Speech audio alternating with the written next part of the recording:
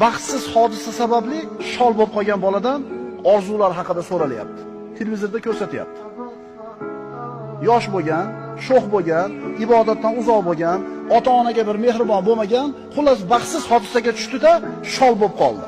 Qimirlamaydi, o'tiradi aravada, faqat kallasi qimirlaydi, tirijag'i ishlaydi. Orzularing haqida aytib ber. Orzusini qarang. Qo'lim bilan Qur'onni ochib o'qisam. Biron bir hayit bayramida uyimga o'zim oyog'im bilan yurib kelib, onamni quchoqlab, hayit bilan tabriklab peshonasidan o'psam. Agar Alloh qodir qilsa, bir marta sajda qilsam. Bu uchala niyati, orzusi baxt ekanligini bu yigit qachon bildi?